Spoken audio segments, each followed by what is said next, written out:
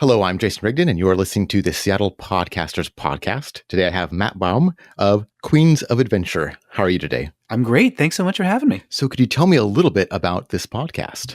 Yeah, so we've been doing it for just about a year almost. And it's a podcast where a bunch of drag queens play Dungeons and Dragons. They're going on a exciting fantasy adventure. And so it comes out every 2 weeks, and every 2 weeks, every episode, we basically throw them into some sort of exciting fantasy situation, and they Dungeons and Dragons their way through it. And one thing that's pretty unique about the show is that it is done sometimes live. Yeah, so we've done a bunch of live shows here in Seattle, usually at Creme Work. So we get the queens up on stage, they're in full drag, and what the live show and the podcast do is basically take all the fun and exciting, creative weirdness of drag culture, and then all the creative or role-playing game culture, and they just kind of mash them together. And it turns out drag queens are actually really good at imagination and fantasy and being really entertaining. Yeah, it's a really great combo. What system do you use? So we're using Dungeons & Dragons 5th edition with a few little tweaks here and there because we want things to flow smoothly. So we've streamlined a few things, and then every now and then we'll reach back into 4th edition for something kind of fun. Like we do skill challenges every now and then with them, and stuff like that. But we want to make things like flow smoothly. So we don't do a ton of 5th edition rules lawyer, which you really don't even have to do in 5th edition because it's so streamlined. And how long have you been a DM? Not that long, actually. So we started doing the live show. Our first live show was, I think, around PAX, which would have been August 2017. And we'd been talking, my partner James and I had been talking about doing a show like this for quite some time. And we were like, well, but I don't have any D&D experience. I've never DM'd before. So maybe we should hire somebody. And then I started looking through the rules over the summer and getting up to speed and learning and listening to other actual play shows. And I was like, okay, I think I can do this. And we had a few practice sessions with some friends. And so my first time DMing was getting up on stage in front of about 100 people to run a live show. And that was in 2017. And I've been doing it ever since. Oh, wow. And had your players had much experience?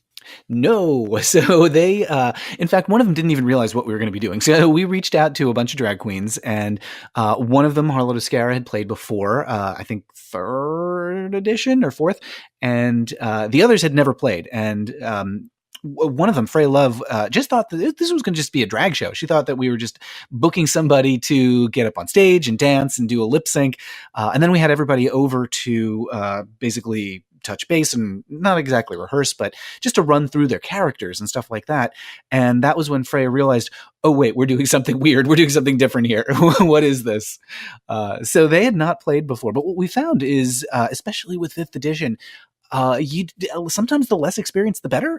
So we just threw them in at the deep end, and they're like, oh, turns out we can all already swim, because really it just comes down to improv and being creative and wacky and weird and creating a character and working with a group. And that's what drag queens do. How many episodes have you made? We are on, let's see. So we had a season 0 in kind of air quotes, but for the podcast, that was all the live shows that we recorded in our first year.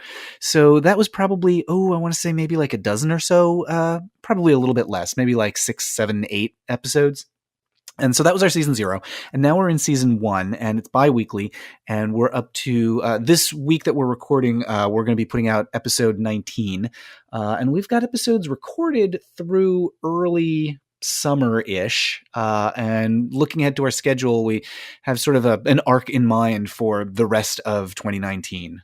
So we're just kind of in the middle of season 1, basically 19-ish episodes in, and probably, I would estimate maybe like another 15 or so to go, depending on what happens with the recording sessions, because you can never predict. So what were your motivations of actually making this into a podcast?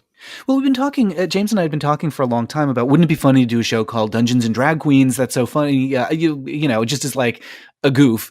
And then maybe like, I think it was 2017? Yeah, it was 2017. I went to DragCon, which is the RuPaul's Drag Race convention down in Los Angeles and talked to some people who worked on the show and talked to some people in the drag world, which is, something I've been a part of for a long time. I do a lot of nightlife photography, a lot of writing about queer culture.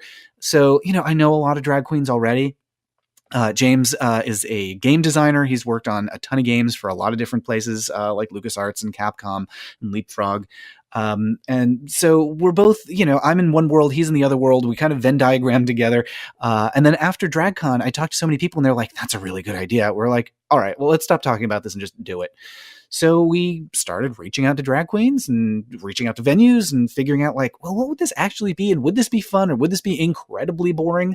So with the live shows, we threw in a lot of stuff to make it engaging and exciting. So we have lip syncs, we have little, basically party games where we have the drag queens get up and do things. And we work that into the podcast a little bit. We have to do a little differently because obviously it's not a visual medium. But, basically thinking through like, how do we make this drag and D&D and not, have the drag scare off D&D people and have the D&D scare off drag people. And I think we've done a nice job. I think what we've discovered is these are two groups that really appreciate each other, like drag fans and TTRPG fans, like get along really well. So it's been really pleasant to see these two worlds colliding. And are you still doing any live shows? We don't have anything on the calendar right now, but we're looking ahead for the rest of the year, and hopefully we're going to have some stuff to announce soon. So we're talking to a bunch of folks about doing some shows at conventions, doing some live shows here in Seattle, and also taking it on the road. We've done a few live shows in San Francisco. We did one at DragCon last year in 2018. So, and we've got some folks in other cities who want to bring us in. So hopefully we're going to have something to announce soon. So we've got a mailing list at queensofadventure.com where we announce all that stuff. And had you done any podcasts before this one? Yeah, a bunch actually. When podcasts were kind of like shiny and brand new, I had a show where I was reviewing comic books. I lived in San Francisco. This was probably about like more than 10 years ago. Yeah, definitely. It was more like 15-ish years ago. Anyway, so I had the show it's not online anymore, but I was reviewing comic books with some friends. And what we would do is we would reenact a few pages of the comic book with like all of us doing like voices and sound effects. And then we would talk about it. So it was sort of like we turned the comic book into a little radio show and then critiqued. So that was super fun. It kind of laid the groundwork like over a decade ago for like the sound effects and adventure and Foley work that we're doing for Queens of Adventure now. So I did that. And then I also have another one called The Sewers of Paris, where I talk to queer folks about entertainment that's changed their lives. So I talk to people about like Oscar Wilde and Madonna and the Golden Girls and Salome and, just this like wide range of things that have impacted the lives of queer folks. So that's Sewers of Paris. And that's been going, almost like, I think 3 years. I think it's been going about 3 years. And then we just started another one. James and I just started another one called Cozy Pants. So a lot of my work is supported by backers on Patreon, and so Cozy Pants is like a Patreon only. It's for backers only. Little chat with me and James about like the entertainment that is bringing us joy. So the stuff that makes us feel cozy and happy and content. We get on the mic and talk about whatever we're watching or reading or playing that particular week. Right now we're doing sort of a book club with Tyra Banks's fantasy novel Model Land. So we read a chapter a week and then talk about that. And it is a wild, wild book. I'm really enjoying. So what have been some of the biggest challenges of doing this show? Of doing Queens of Adventure? So DMing is tough, as folks might be aware, because basically you're improving one step ahead of a whole group of people. We have a homebrew adventure that we're running them through, and it's just a matter of keeping in your mind. What I found is like the big challenge for me is keeping in my mind 3 sets of rules. There's the rules of D&D, just to make sure it's a balanced and fair experience and that we're actually following the rules, not too slavishly, but still, we don't want something to be unbalanced or unfair. So there's the rules of D&D. Then there's the rules of good storytelling, the rules of like, well, how do you like get action to rise, and how do you have a surprising climax, and how do you set the pace for an experience? And then there's the rules of the world that we created. So we have everything set in. We made up a setting. It's pretty familiar fantasy setting with some queer tweaks. But so, I'm remembering, I have to remember like, okay, what's this character's deal, and what are the laws where they are, and what would this character be thinking, and what would this setting look like? What's the story behind the story? So basically, like, the big challenge is at the table, keeping in mind those three sets of rules: the rules of the game, the rules of storytelling, and the rules of our world. And then there's lots of other challenges of like, when we're editing, because we do a bit of editing to take out stuff like looking something up if we have to look something up, or if someone, they party sometimes will come up with like some scheme to like infiltrate. Like we just had an episode where they had to, they were trapped in a dark lair underwater. It was like an air-filled cave, and they had to navigate and get to basically a powerful creature that was in the cave. And so they came up with like all these different ideas, and they're like, oh, well, what if you like could breathe underwater and make a potion to do that? Or what if you like blew up this like magic artifact, but we need to position ourselves differently. And so sometimes it takes a while to talk through all those ideas. And rather than have like 45 minutes of people proposing ideas that they wind up not doing, we'll take some of that out. So there's a little bit of editing that goes into it. And also the sound effects take a long time. We've got this like long library, and we like to put like environmental stuff in there. So I usually do the story edit, and James will do the sound effects edit. So basically I'll finish the story edit and then turn it over to him, and sometimes go to bed, and he'll stay up overnight. So when I wake up in the morning, there's like this rich soundscape attached to the show. And so what have been the biggest rewards of doing this? There's like the professional reward of making a product that is just really enjoyable. I would say with a live show, we've had folks from Wizards of the Coast, which makes Dungeons and Dragons, come to our live shows, and it's really gratifying to see them there having a good time.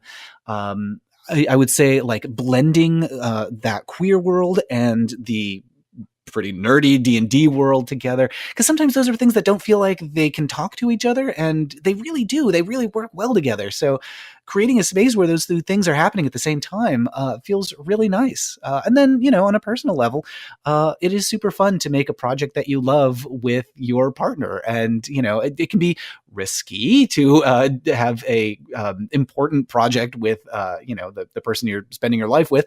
And for sure, we argue sometimes, and it's stressful, but we were just talking about this the other day.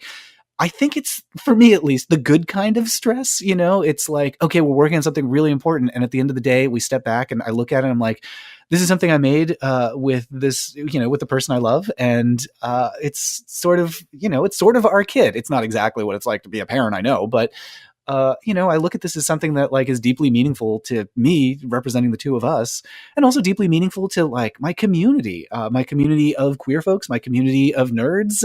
It's just really nice to see something that makes people happy, make people that I care about feel good. And now we're going to step into a little more of the technical questions. So where do you host your files? So right now we've got them on Squarespace, but we're always looking for, is there a better place to have them? Because, Squarespace is really made for more like, I don't know, like restaurant websites or, I don't know, like blogs and stuff like that. So it's not the most robust podcasting platform. I do like Squarespace for how easy it is to set up a page and to tweak and modify, and it looks good on mobile. So they handle a lot for you, but it's clearly not intended for podcasting. So, it's something that we revisit from time to time. Like, okay, is there something that would be better, and do we want to migrate? And so far, the pain of migrating just hasn't been sufficient for us to move off of that platform. I started on Squarespace with Sewers of Paris. And at that point, I didn't realize, like, for example, Squarespace will limit you to 100 episodes in your feed. And so I encountered that with Sewers of Paris after 2 years. About 2 years. And so it's something that we're aware of that we will have to deal with eventually with Queens of Adventure. How did you handle that when you reached that limit? So for now, Sewers of Paris is still on Squarespace. And what I do sometimes is I'll do, like, if something particularly relevant happens with one of my past guests that's not in the feed anymore, I'll do not exactly a rerun, but I'll do like an update episode where I talk about, like, it's been 2.5 years since we heard from this person. So let's bring them, I'm going to bring in some excerpts from that conversation and talk about what they're up to now. I'll call back to those episodes. And what I'm thinking about doing is bundling them up as packages for Patreon backers. So Patreon backers at a certain level can, if they want, get a download of all the episodes that they can't access in the RSS feed. So that's how I'm dealing with it for now. It's obviously not ideal. And what microphones do you use? So for Sewers, it's a tricky one because generally I record that via Skype. Not always, but usually. So I've got a Blue Yeti on my end. That's what I'm talking into right now. And then for Queens of Adventure, we have Sennheiser mics positioned around the table. So everybody has their own little mic with a little pop screen, and they're all feeding into a Zoom. I think it's the Zoom H. Is it H5 or H6? I can never remember. But it's it's a little portable thing that we use to record the show here at our apartment is where we record, and then we take it on the road when we do shows. At Kremwork, or we do shows we've done Oasis in San Francisco. We've done at the LA Convention Center for DragCon. I've really enjoyed having mics that are small and you can just carry around with you, and like a little recorder that is also extremely portable. It's really saved our lives a couple of times. So you do things sometimes remotely? Yeah, not too often. With Sewers, sometimes if I'm traveling, I'll bring the Blue Yeti with me, and I've got like a clamp with a adjustable arm, so it's very portable. It's not even a stand; it's just something that clamps onto like a bookshelf or a table or something. And so then it plugs into USB into the laptop. So that's if I do something remote for Sewers. That's usually how I do it. Blue Yeti's really nice about having different input pickup patterns. So you can have it be just, you talk into the front or you talk into both sides, or it's more omnidirectional. And you can just change that with a little dial, which I love. And then when we record remotely for Queens, usually that's because we're doing a live show someplace like DragCon or San Francisco at Oasis. And we'll bring our microphones in case we need them. We'll bring the Zoom in case we need it. And often what I find is bring more equipment than you think you'll need, because you'll be surprised by what turns out like, where your points of failure wind up being. So it's been helpful for us to be able to pack stuff up and take it on the road. And what software do you use to edit the show?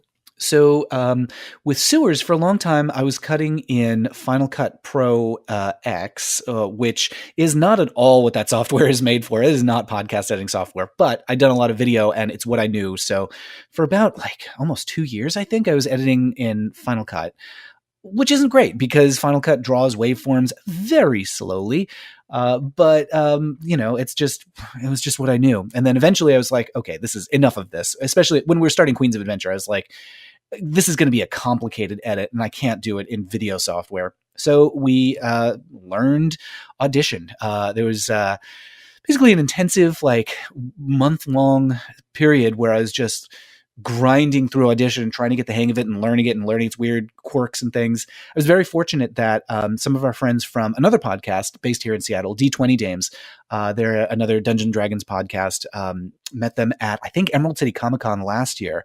And we started talking about what we do. And Brittany, who does a lot of the editing, very generously came over and gave me like a tutorial and walked me through here's, the basics of what you need to know, and taught me I can't tell you what a lifesaver it's been, just like learning about how to use buses and channel your input through a bus. That alone was, life-changing. So yeah, it's all Audition. James is still putting the sound effects together in Final Cut. So we basically spit out a baked together story. We do story lock in Audition, export that as a MP3, so it's compact. Bring the MP3 into Final Cut. James will do the sound effects. We spit that out of sound. We mute the story track in Final Cut, and then export all the sound effects as wave. Bring that wave into Audition. Then we do a final balance to balance the sound effects against the music and sound effects against the story. And then that goes out as a mono MP3. So that's the kind of the sausage making of it. And how long does that post-production take? It really varies, and we're trying to bring that down because it is there's a lot of stages to it, and sometimes it really depends on how complex the episode is. So if we have a real simple like linear story in that week's episode, then it's not too bad. But we've had a few that were really complicated. We did an episode a few weeks ago. It's actually kind of a good one to get started with, episode 16, because it's sort of a recap. We had the players in a situation, no spoilers, but the players are in a situation where they are explaining past actions that they took. And the way that we did that is in the world of Queens of Adventure, we had them shown basically through recording devices, shown memories of what they had done, which were really just audio clips of previous episodes. So we played the audio clips at the table, but obviously that doesn't sound great on the mics. So then we went back and edited that back into the tape itself. So editing in those clips and then reorganizing that episode just a little bit so that if there were tangents that people went on, we want to have a satisfying conclusion to a tangent and not have fragments of conversation here and there. So anyway, that was a very complicated one. And so that one took hours and hours and hours. First of like logging what we've got, and then like going to a whiteboard and being like, okay, what do we take out? What do we want to move around a little bit? What do we want to, occasionally we'll do like some pickup lines where if, for example, I'm getting talked over or I stammer or I say something that's unclear or I get a rule wrong, I'll re-record it so that's a little clearer. We don't do a ton of that, but, so that takes a little bit of time. The sound effects edit is actually pretty grueling. That probably takes, I would say, like 5 to 6 hours of, like searching through the Apple sound effects and the Adobe sound effects and lining everything up and balancing them and putting filters on them. And also, this is another reason why Final Cut isn't great. Sometimes we get this like surprise from Final Cut where it just decides it doesn't like the cathedral filter, for example. And once it's finished outputting the wave, which, can take like a half hour sometimes because it's a very complicated mix with a lot of filters, it'll spit out the final mix and we're like, oh, it just didn't like this filter, and it's just like noise. It's like static noise for 10 seconds in the middle of the final export. So let's do it again, but we'll take the filter off this time. So anyway, so these things add up and, they take hours and hours and hours and hours, but, it's, we look at the amount of time that we're spending and we're like, can we cut some of this down? And yeah, we could probably streamline, and do like I think we have gotten better about, keeping to time, basically keeping to our time budget. But there's, we also don't want to sacrifice quality. So, sometimes these things just take a long time. Like the story pass, I did a story pass last night on episode 19. And that took me about 3 hours, cutting what we've got on tape down to like an hour and a half, hour, 15 minutes. Took about, a 3-hour edit just to do a rough pass on that. And so for Queens of Adventure, how do you prepare for those episodes? There's a lot of prep that goes into it. So we're doing a homebrew campaign. So James and I will just sit and talk through like what's our story that we're telling and who are our characters.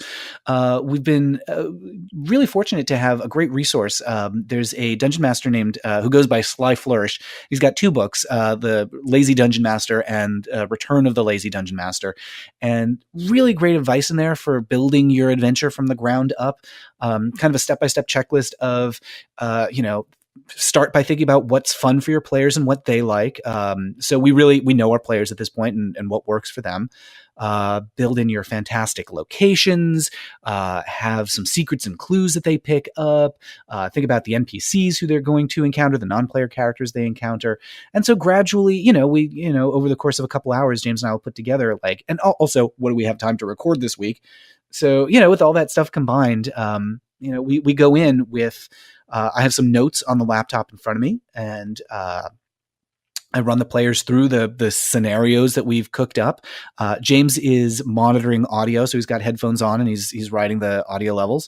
But he'll also jump in as an NPC sometimes. He'll also jump in to DM, and we hand off between each other. We're recording some stuff right now that is very innovative for us. There's a lot of stuff that we've never done before, and so we're doing a lot more alternating, where he's playing characters and giving the characters challenges. And so we're really co-DMing in a way that I don't think would be possible to do with somebody if I hadn't spent like the last 20 years of my life living with them. And do you have any advice for folks that maybe are just starting out or even just thinking about starting a podcast?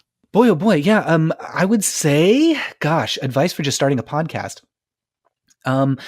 It depends on what you want to get out of it, because I think podcast is like, it's a super rewarding experience if you're doing it as a hobby. It's super challenging and stressful if it's something you want to do professionally, which is not to say like that doing it as a hobby is not stressful and that doing it professionally is not rewarding.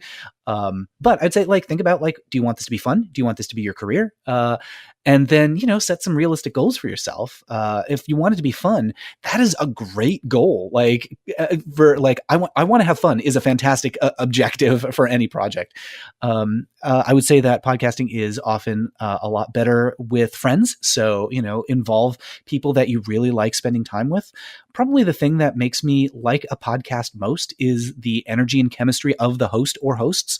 So, shows that I really enjoy, like The Adventure Zone, for example, or Linoleum Knife, another one of my favorite podcasts. It's got these two guys, Dave and Alonzo, their husbands. I think they're the only married or coupled film critic. Like they're the only married film critics in the country. There used to be more, but I think Dave and Alonzo are it now. And so they do this podcast, Linoleum Knife, and they have like a great chemistry, and they're just fun. It just feels like you're hanging out with friends. It's the same reason I like, the McElroy shows. It's just hanging out with friends and family. There's another show I like called Homophilia. It's Dave Holmes and Matt McConkey just talking about like queer stuff and bringing a guest in. They've got like a great chemistry. So yeah, one of my big pieces of advice is who are your friends that you want to spend more time with, and use the podcasting as an excuse to just spend time with your friends. And then if you want to get more like professional about it, having good audio quality is so important. So, you don't have to like splurge, but know how to make something that sounds good. So, reduce the echo to the extent that you can, and take out like awkward pauses and dead air. Have a nice theme song if that's something that you want to have. It doesn't have to be like Cozy Pants doesn't have a theme song. Just like have little nice tweaks that make it a pleasure to listen to. Don't have any, like levels that are wildly off, so the listener has to turn the volume up and then turn it way down so they don't hurt themselves. That kind of stuff. And then, think about your listeners. What do listeners actually want to listen to? And try to get feedback from them, and ask people who are listening, what do you like? What don't you like? What could I be doing differently? What do you want more of? Because, at the end of the day, if you're doing something for your listeners, you might just be doing it for yourself, and that's fine. But if you're doing something for listeners, think about like what is working for them. I got some really useful feedback just a couple weeks ago. There was a episode of Sewers of Paris that a couple of listeners reached out to me, and they're like, "Oh, I wish you had asked more of these questions," or I didn't love that the guest was saying this and you didn't challenge them. So I still, after doing this for years, get like useful pointers from listeners, and they're a really valuable resource. If listeners want to find more information about you and your shows, where should they go? So for Queens of Adventure, everything's at queensofadventure.com. We've got the episodes there. We've also got a link to Twitter, where we're pretty interactive with people on Twitter. And we also have a Discord server, so people can interact with us and the Queens between episodes. So a lot of listeners and the DMs and the performers are all active on Discord. So that's a really great way to just spend time with us between episodes and talk about like, what were you thinking? Or like, what are your dreams for this magic power that you have just recently acquired? So that's a really fun place to connect. And then and on Twitter, we're at Dungeon Drag. And then for Sewers of Paris, it's sewersofparis.com. It's at Sewers of Paris on Twitter. You can also find like other projects that I do on my website, which is mattbaume.com. I do some YouTube videos about queer entertainment. I do live streams twice a month. And so that's all there at mattbaume.com. And I'll make sure I have all those links in the show notes. Thank you so much for coming on today. Yeah, thanks so much for inviting me. I had a really good time.